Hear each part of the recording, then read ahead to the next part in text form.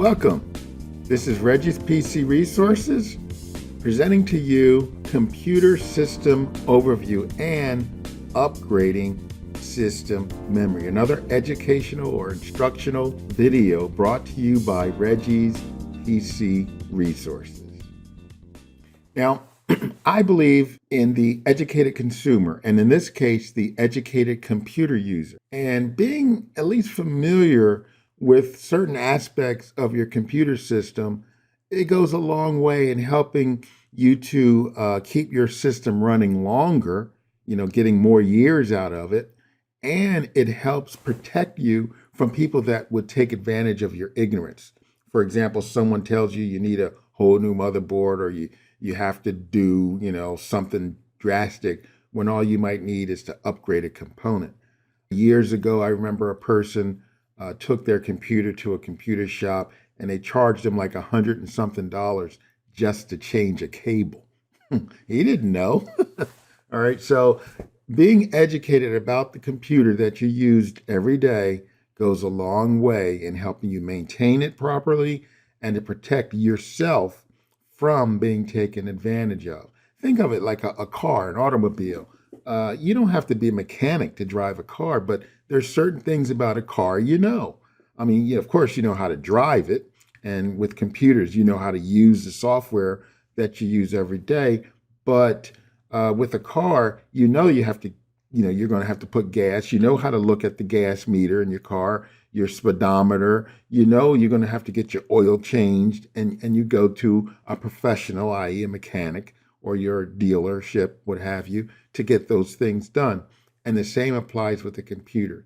I think you do yourself a disservice if you just get a computer and just use it and have no idea about anything that has to do with your computer or even your operating system. I had a person ask me once, I said, you need to copy the file from here to there. And they said, well, what's a file? And I couldn't believe it because they've been using the computer for years. So anyway, in this video, I'm going to present the basic internal components of a computer, of a simple basic computer, so that it'll help you to get the most out of yours if you just know what's in there.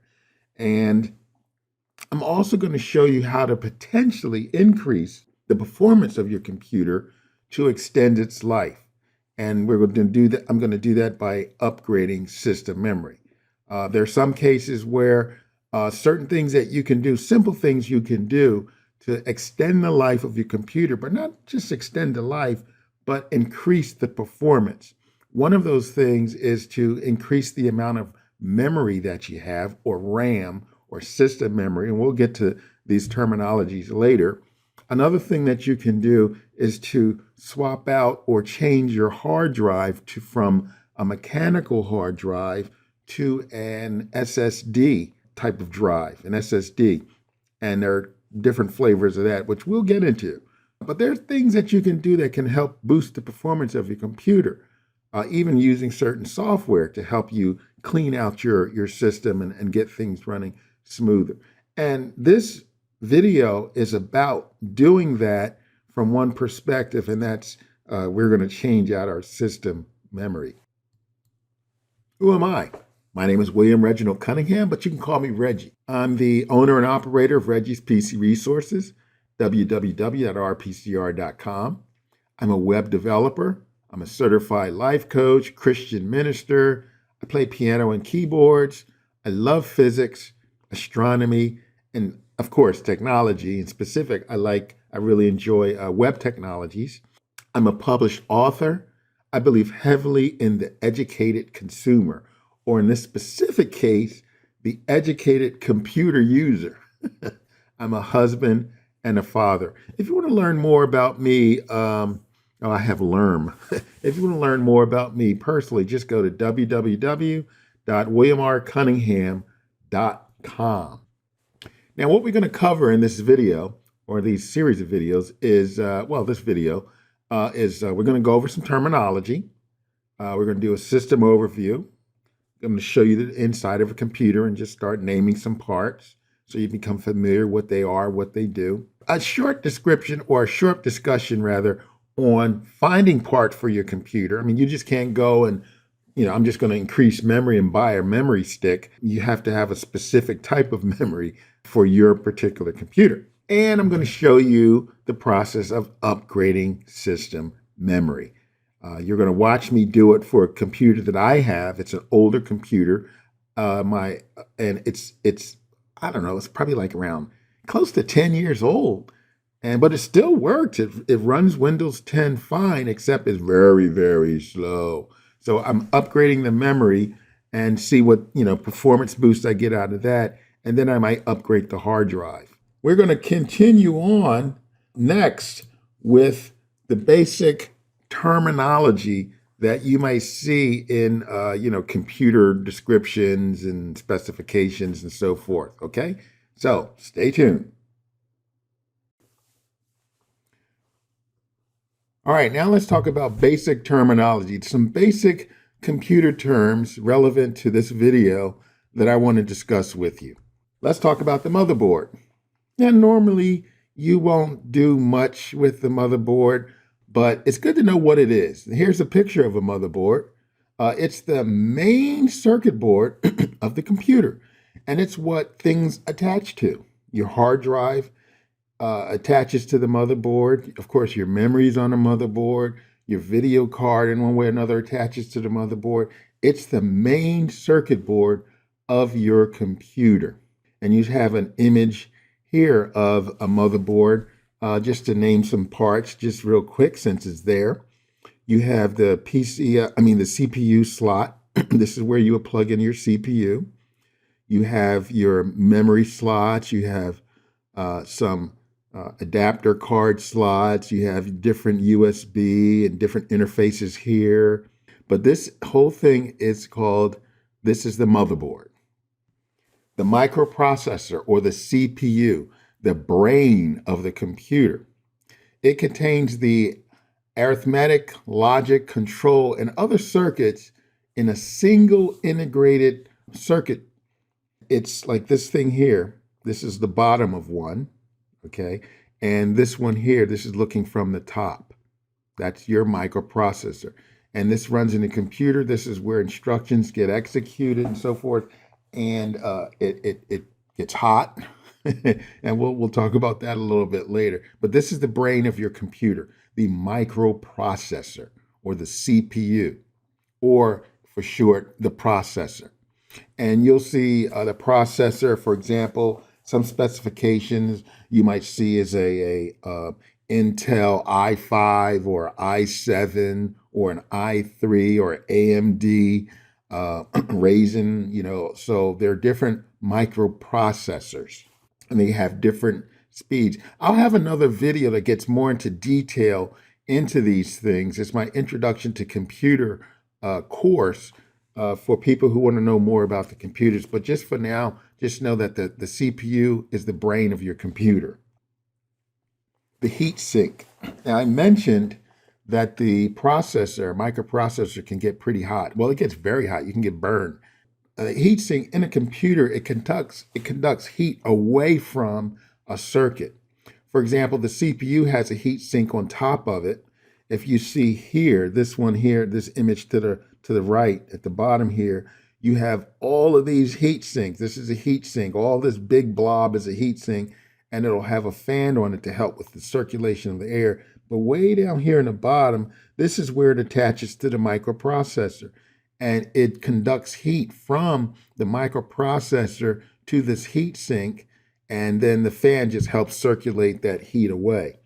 All right, so that's the job of the heat sink. And there are other circuits that will may have a heat sink as well. For example, a video card. Your video circuitry may also have, or will more than likely have, a heat sink because they generate, a bit of heat. All right, and heat is bad for electronics. They age electronics and so forth. So you want to keep the inside of your computer as cool as possible, and especially the devices themselves. And the heat sink is one of the devices that does that. Here's another example of a heat sink. Now let's talk about kilobyte, megabyte, gigabyte, terabyte. All right. What is that? Well, those are ways of expressing magnitudes of number. We normally think of kilo, mega. For example, a kilo, we might say 1,000. A mega is, 1,000 thousands. A giga is 1,000 thousand thousands, and so forth. But with computers, it's not exactly like that. With computers, just to give you a quick insight, is that computers uses a numbering system of base 2, not base 10 as we're used to. We're used to tens, hundreds, thousands, and so forth. With computers, you have twos, fours, eights, all right? So in that case, a byte, let's just say a byte. Let's define a byte as 8 bits, all right? 8 bits. Now, I don't want to get into explaining what that is, but 8 little digits, okay? So a kilobyte is 1,024 of those bytes, all right? A megabyte is 1,024 of kilobytes, which is 1,148,576 bytes. And a gigabyte is just 1,024 times that. A terabyte is 1,024 gigabytes, which is that big, huge number you see here, 511. No, that's like trillion. So a terabyte is 1,024 gigabytes. That is a big number. That's a big number. 1,099,511,627,775. Ooh, that's a big number. All right, but that's what it is. That's what these things mean. So when you see kilobyte or megabyte or gigabyte, you know what they're talking about. It's a little more than 1,000 times something. It's 1,024. And these are used like your RAM, your system memory will be measured in megabytes. Your hard drive will be measured in gigabytes or terabytes, just so you know what they are. The bigger the number, the more there is, right? Now, disk drives, or we call it a hard drive or the disk. The hard drive is the primary long-term storage in a computer. It's where you store stuff that you want to keep. All right, so when you turn off your computer, what's ever stored on a hard drive is preserved. It is where the operating system, your programs, and your files, your documents, all that stuff stored on a hard drive. And there are two basic types of hard drives. There's the mechanical, and then there's the SSD, which we're going to discuss separately. The SSDs we'll discuss separately. The mechanical hard drive, you see the picture here, this is what it basically looks like. And if you were to take the lid off, this is what it looks like on the inside. They're just platters. Think of like the old cassette tape. Remember I don't know, maybe you don't remember the cassette tape, but it would store stuff on the surface magnetically. And that's basically what the drive does here. It store stuff on the platters here, and these platters are spinning. And here you have your arm, your read-write heads here. You have a motor, okay? So that's what a mechanical hard drive look like. An SSD, a solid-state drive, we'll talk about separately. Solid-state drive. Now, SSDs, they're a mass storage device, just like your hard disk. But unlike hard disks, they store data on flash memory instead of platters. And therefore, they perform quite faster than your typical mechanical hard disk. Now, they come in two basic interface types. One is called the SATA 3, or it's a SATA interface, and the other is an NVMe, non-volatile memory express interface. They're both they're both SSDs. In other words, they store the data on flash memory, but they connect to your computer in different ways. Here, you have examples of two different types of SSDs. One is called the NVMe, and it's The interface is why it's NVMe. NVMe is an interface protocol or standard, if you want to call it that. And this one is an SSD SATA. Now you notice they look the same, right? These guys look very similar. It's this thin design, but you notice the connection is different. Here's the NVMe connection, and here's the SATA connection. Now both are in the M.2 form factor, and that's this thin, the way it looks, this thin physical appearance. That's the M.2, but one is an NVMe and one is a SATA. So when you're looking for when you're looking for a drive for your computer, an SSD, and let's say you want to get an NVMe or an SSD SATA, then you want to make sure you get the right one. That's the because they look the same until you look at the interfaces. Okay, and here you have SSD drives, your little standard SSD. They connect to your SATA connector, just as your hard drive would. So that's basically what a solid state drive. Now, what that does, the solid state drive does, is it gives you much, much better performance than the traditional mechanical hard drive. All right. So it's much faster. It can access files on it and read and write files a lot faster than the mechanical drive. And they're a lot more reliable than the mechanical drive in the fact that they don't have any moving parts. Now, system memory, RAM, memory module. Okay. System memory, which is the random access memory, is actually random access read-write memory. It's a short-term volatile memory in the computer, and that's used for temporarily holding data. Like when you run a program or when you're working on a Word document, it's in memory. All right, it loads from the hard drive or from your disk, whether it's SSD or mechanical. It brings it from that to memory so that you can work on it. And then when you're finished working on it, it stores it back on the drive and then gets it out of memory. Now, it comes in the form of a system RAM comes in the form of memory modules. And I have a picture. Here's a picture over here. This is generally what it will look like. You'll notice there's a notch. And we're going to be looking at this when we look at the actual inside of a computer and showing you how to change or add memory to your machine. Okay. Now, unlike the disk, even your SSDs, when you turn off your machine, you lose whatever in those memory, all right, in the memory module. These do not keep memory without power. You have to have power in order for something to be stored in these things, in these memory modules, all right? The power supply. I'm going to show you what this is in the actual computer, inside of a computer, but it's the component of the computer that supplies power to the circuits inside the computer.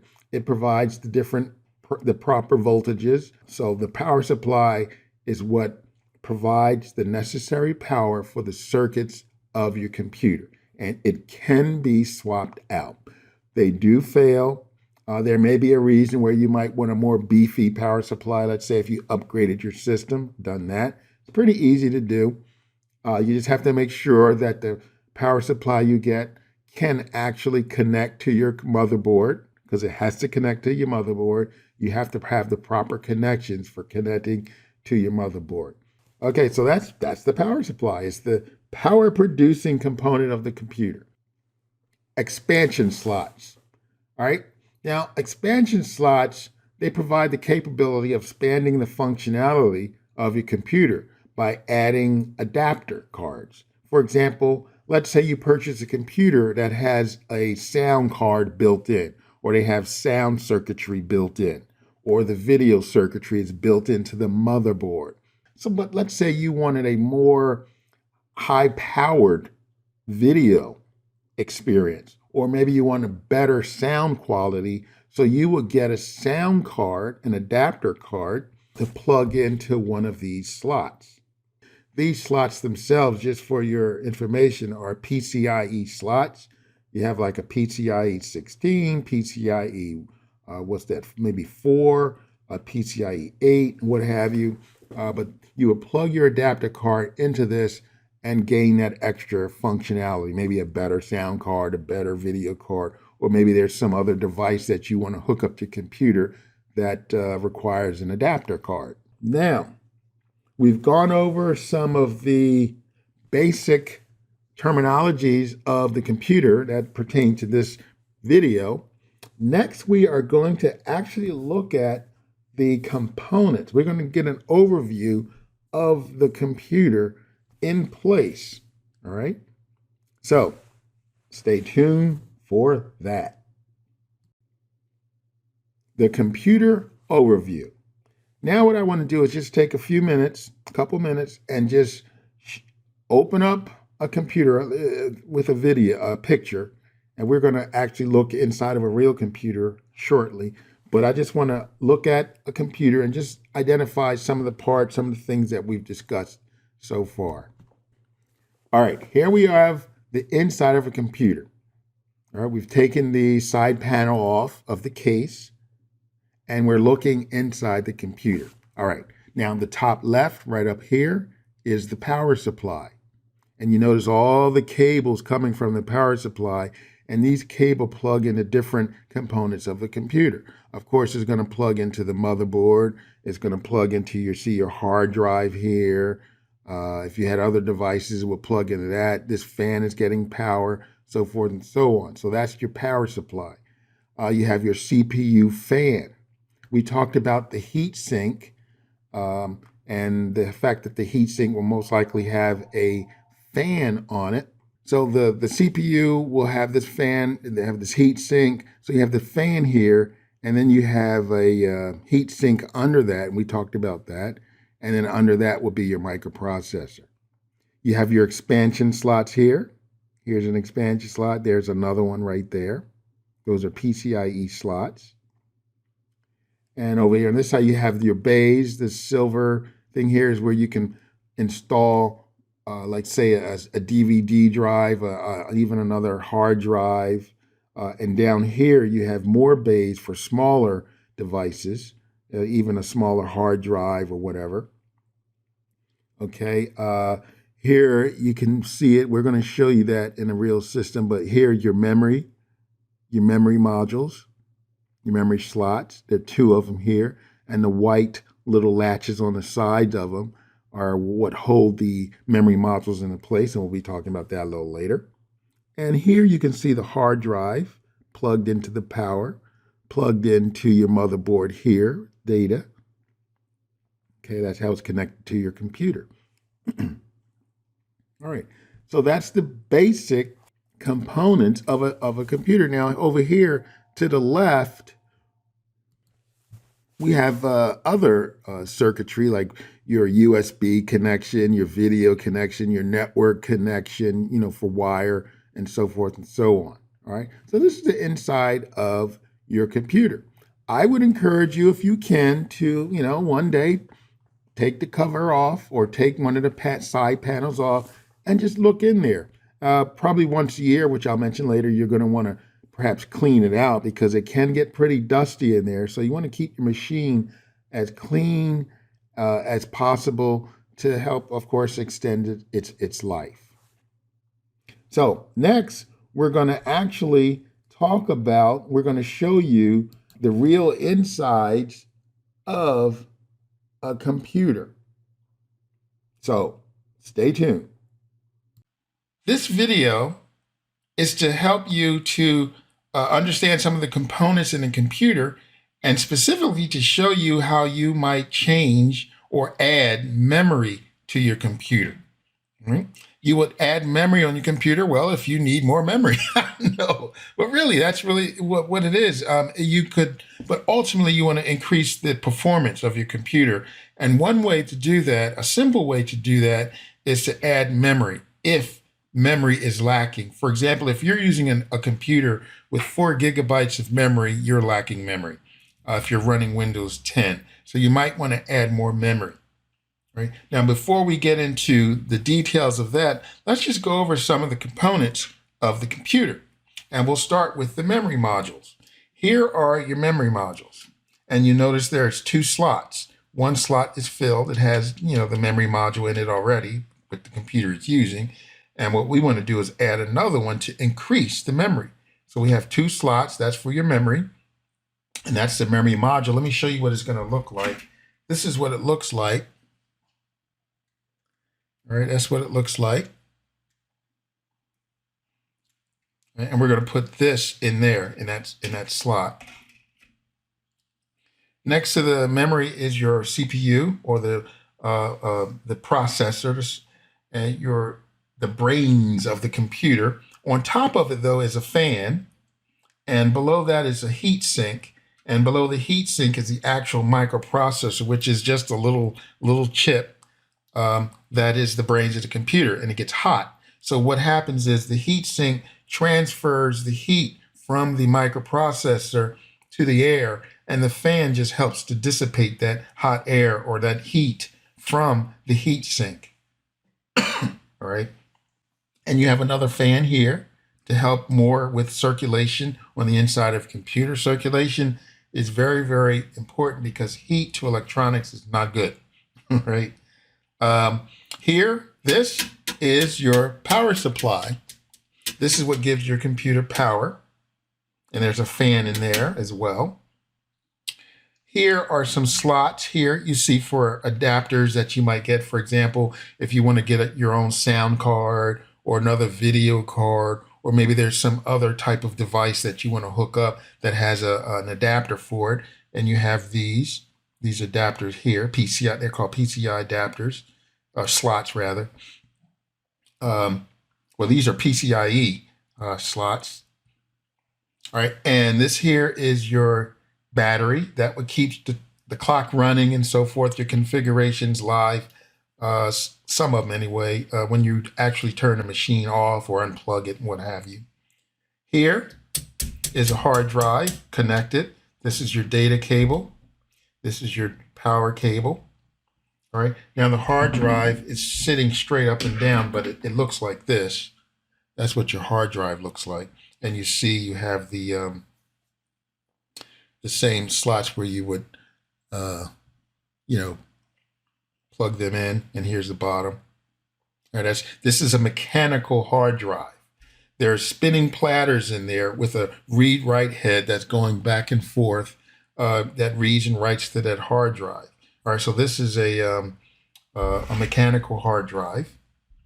What else do we have in here? You have some bays over here where you can put like a CD or DVD drive.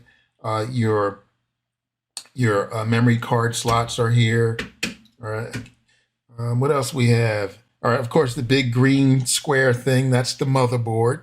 That's where all your circuitry is. And you can add functionality by adding, like we said, the adapters, and you can put them in a slot. And if you ever want to get an adapter, let's say you want to get a sound card, you want to make sure that you have the slot for it. Don't just get any sound card. Make sure that you can plug it into your computer. All right. What else do we have here? I think that's a good thing. I think we've done it. Now, another thing you want to do, since we got the machine open and having this little overview, you want to clean your machine. Let me show you. You might just want to take a little duster, like so, and just dust your machine out. Now, of course, you might have to go back and vacuum it out or get the little dust balls out that's going to fly around in here, as you can see. All right. But you want to be careful if you want to vacuum. You don't want to just take a vacuum and just stick it in there. If you want, you can get a vacuum that's specially designed to handle or to work with, inside of a computer, electronics, stuff like that. All right. Okay. So there you have it. That's the inside of your computer. What we're going to do is replace the memory, or not replace, we're going to add memory to it. Now, if you want to add memory, something you should do, make sure you know what's in your computer already. Don't just go out and buy memory. All right. So for example, let's say I had 2 memory cards in here and 2 4 gigabytes, which would have made my computer to have, I would have 8 gig in the computer. So I can't go and say, okay, I'm going to add 4 more to get 12. and just buy 4 more gig. Where are you going to put it? All right. Let's say I have 2 in there already, adding up to 8 gigabytes, but I want 16 gigabytes. Well, how do I do that? Well, you're going to have to take this one out and get 2 8s. All right. Okay. So that's that. Another way you can improve the performance of your computer is to get a solid state hard drive, to replace this guy with a solid state drive, something like you consider or think about your tablet or your phone, the storage that's in that. It's not a mechanical hard drive. All right, so that will increase the performance of your computer as well. And I'll have another video on what you can do to help improve the performance of your computers, because a lot of times you can improve the performance of your computer to give it more life so that it lasts longer. You know, sometimes we get a new computer because ours becomes so slow and so sluggish, and you figure you have to go out and spend a lot of money to buy another computer. Then you have to take the time and effort to get your files over and your programs and so forth and so on. Whereas you can add more life to your computer, add more years by just increasing the resources that it has available. All right, maybe you need to get a different video card. Maybe you need to get change out your memory modules. Maybe you need to get a different hard drive. Okay, maybe you need to get a different type of DVD drive. Maybe you even need to get a different power supply. You can swap the power supply out as well. All right, there's a lot that you can do, you know, for maintaining and upgrading your computer. All right, so now let's get into installing this memory module into our computer. Now, the first thing you're going to be careful of, you just don't want to start touching stuff in there. All right, because if you get static electricity and you zap something, you forget about it. You might not realize it damaged it until later, but you want to be careful. Now, you can keep your machine plugged in, turn the power supply, power strip off, what have you, so you don't accidentally get electrocuted. All right, but you just want to make sure you ground yourself. All right, so you don't shock any of your devices. So let me take this memory module out, and let's go from there. Okay, come on. Okay. Now, when you're handling any electronics or memory module or electronic circuit board, you just don't want to grab it, you know, because you could damage it with the static electricity. You want to hold it to the sides or where there's no components. You just want to hold it. All right. So now, notice what we have on in the slots. You notice these little tabs here. All right. This one is in the open position, and this one is these are in the closed position, holding this memory module down. All right, so it's locked in. This memory module is locked into place. See, these go up and down. Let me show you. See that? They go up and down. All right, slap into place. All right. So what we want to do is push the new memory module down in there and then lock it into place. So let's do that. Now, you're going to notice there's going to be, let me show you, a little notch. All right, see the little notch right here? That little notch. All right, there's a little notch in the slot here as well. So you just want to make sure that you put this in the right position, because notice one side of the notch is longer than the other side. So you just want to make sure you line it up in the slot. Make sure that you slide this in with the notch in the proper place. Long side, short side, so forth and so on. And then you want to just slide it into the 2 slots on either side of this slot here. There are 2 little grooves right there where this thing is. You see 2 little a groove here and a groove on the other side where this slides in. So you just want to get it in there. Okay, get that in there. And get the other side. Oops. Get the other side and then slide it down. Now you can push it down, but you got to be careful. You don't want to push it down and break something. You can push it down until these 2 things on the side, these 2 latches, pop into place. All right. You hear that? You hear that? It just clicks into place. and then you can just push in more if you want. All right, that one wasn't locked, so it's good to push down and make sure everything is locked into place. All right, so you're just going to push and close, push and close. That's another way to do it. All right, so now I have 8 gigs of memory in this computer, so I will turn it on. Make sure it works. I have purchased memory that was defective, so you want to make sure it works as soon as possible so you can return it and whatnot. Okay, so there you go. That's how you change memory in a computer. That was simple, wasn't it? Real easy. All right, so you've got an overview of the computer. You know what stuff is in there. This is an older machine. Like I said, this box is probably close to 10 years old, and it's still going strong because, you know, I'm just using it for Word and just as a test machine and so forth and so on, but it works. So you know the different components of a computer, and stay tuned for more videos where I'll probably get in more detail about things and how to swap out the drive and so forth and so on. Now, we've gone over the basics of the computer, looking inside of a real computer, identifying the different parts, the different components, and we've demonstrated the addition of a memory module to increase the RAM or your system memory, especially for an older computer that you're attempting to give more life or to extend its life. All right. Now we're going to talk about next is how do you get the parts? What do you do to get the different parts for your computer? How do you know what memory module to get or what type of sound card, if you're going to get a sound card or a hard drive, whatnot? So let's talk about that next. Finding parts for your computer. Let's talk about the process of, getting the right parts for your computer if you want to upgrade or add something to it. What do you do? Well, you're going to need some things, and the first thing you're going to need is the make and model of your computer. All right, know what that is. For example, I have a Dell XPS 8930. Right, so that's a computer.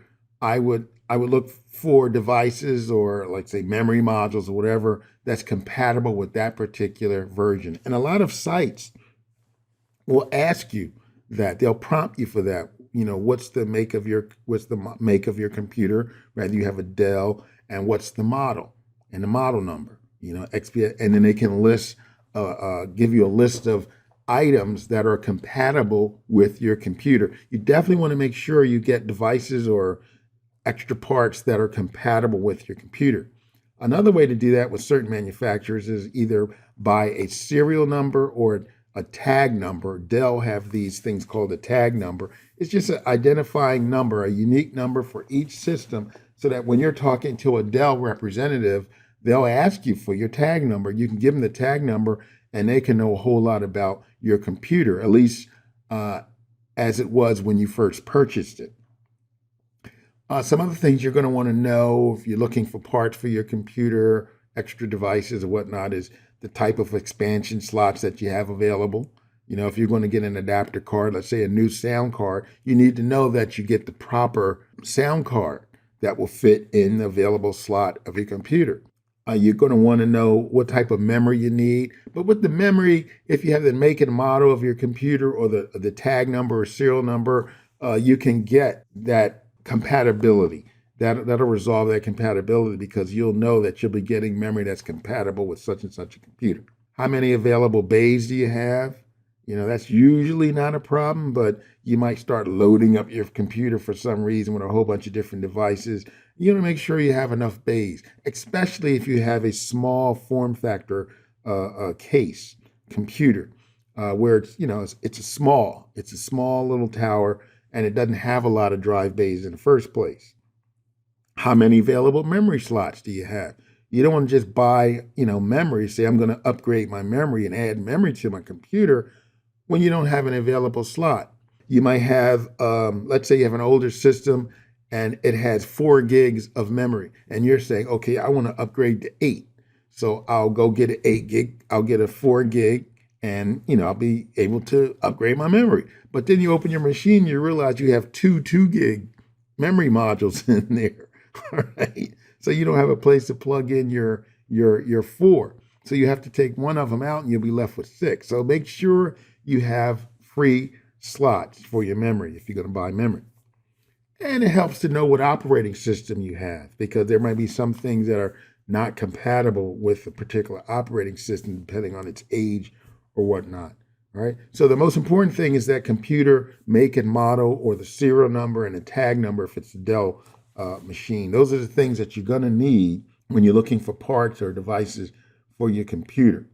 Now, getting those parts is, you just shop for the best deal. Overall, you want to make sure that the device or the part that you get is compatible with your computer. You don't want to get a PCIe times 16 and try to plug it in a times 4. You can go the other way, but not. You want to make sure that you have the available slots, available memory slot, that if you want to get another hard drive, that you get the right kind of hard drive. You don't want to go buy, okay, here's an SSD hard drive. It's an M2 NVMe, so I'm going to buy that. Great. And you go to your computer and your motherboard does not have a connector for it. Okay. So you want to make sure you get a compatible device. You can go start with your manufacturer. If you have an HP machine or a Dell machine or Lenovo or whatever, go to the manufacturer's website, see what they have. Maybe even talk to somebody if you can, or chat to get the, to help you get the compatible device. Check Amazon. There's some things that are not so critical. Like if you're going to get a hard drive, well, as long as it's the type of interface that your computer uses, you'll be okay. If it's a SATA drive and you have a SATA connection, or if you have a SATA drive in your serial ATA, by the way, if you have that in your computer, then you can shop around for the best SATA drive. And of course, you can check other resources. Go to Best Buy, go to your shop at your, or check out your local computer shop, where you can go in and buy computers and devices and get things fixed and whatnot. See what they have. You never know. But the most important thing is to make sure that you get a compatible device. All right. Don't just go out there and buy stuff. Just make sure that it is compatible with your computer. You may have to talk to somebody. You can always contact Reggie's PC Resources. You can talk to me. I can help you with that. Talk to your local computer shop. Talk to your manufacturer, a support rep or something like that. All right. So that's what you do to get the parts for your site. So we've gone over some of the terminology. We've reviewed the computer system. We've shown you inside of a computer, identified the different components and whatnot. If you watched me upgrade memory of the computer, which was successful, it does have more memory and it all works. Okay. All right. So now, if you have any questions, or if you have any comment or any ideas for more courses, things you want to know, feel free to contact me. I can be reached by email, reggie@rpcr.com. You can call me at 215-362-0967. And of course, the website we have is www.rpcr.com. Also, you can go to courses.rpcr.com if you're not already there. For the courses that I make available, or courses or video series, instructional videos and whatnot, to help you manage your machines better, to be safer on the internet, and to help protect your machines. For example, I have a whole big series, a couple of them on backups. All right. So it's been great. Thanks for watching. And feel free to contact me if you have questions or comments, or if you need assistance, and I'll be more than happy to help you. Well, until the next time, you have a great one.